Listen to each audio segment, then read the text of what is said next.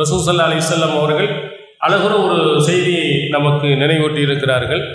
ஒவ்வொரு நபிக்கும் ஹவாரியின்கள் வஸஹாப் உற்ற நண்பர்கள் தோழர்கள் இருப்பார்கள். அவர்கள் என்ன செய்வார்கள்? அந்த நபியினுடைய கட்டளையை பின்பற்றுவார்கள், அவருடைய சுன்னத்தை ஏற்று நடப்பாங்க. இது மாதிரி ஒவ்வொரு நபிக்கும் எப்படி அபூஜைகள், உத்துபா, ஷைபா போன்ற மிகப்பெரிய கடுமையான எதிரிகள் எப்படி இருந்தாங்களோ அது மாதிரி ஏகத்துவ கொள்கையை, உண்மையான கொள்கை ஏற்று நடக்கும் நல்லவர்களும் இருப்பாங்க. நாம் என்ன சில நேரத்தில் நினைக்கிறோம், ஐயோ அவங்க ஊரா, இந்த ஊரில் போய் நம்ம பிரச்சாரம் பண்ண முடியுமா? பயங்கர மோடங்க, எந்த செய்தியை சொன்னாலும் புரியாதவங்க, எதை சொன்னாலும் அருவா வெட்டுன்னு வர்றவங்க, மட்டும் மோசமான மக்கள் அப்படின்னு நினைக்கக்கூடிய சில ஊர்கள் பார்த்துருக்கிறோம். அங்கெல்லாம் போய் சொல்வதற்கு நம்ம பயப்படுவோம்.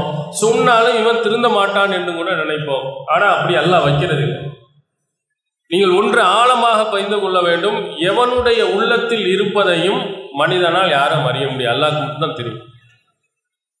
நாம் ஒரு சிலர்களை நினைப்போம், இவன் திருந்துவானா திருந்த மாட்டானான்னு நம்ம நினைப்போம்.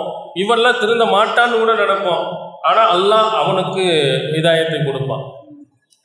ஆனால் ஒரு சிலர்கள் வந்து விடுவான் என்று நாம் நினைப்போம், பார்த்தால் அவன் வரவே மாட்டான். எவனுடைய உள்ளத்தில் எந்த எண்ணம் இருக்கிறது என்பது நமக்கு தெரியும். நம்ம வெளித்தோட்டத்தை பார்த்து பார்க்குறோம், இவெல்லாம் வந்துடுவான்னு நினைப்போம், ஆனால் வரமாட்டான் என்று நினைப்போம். அவர்கள்லாம்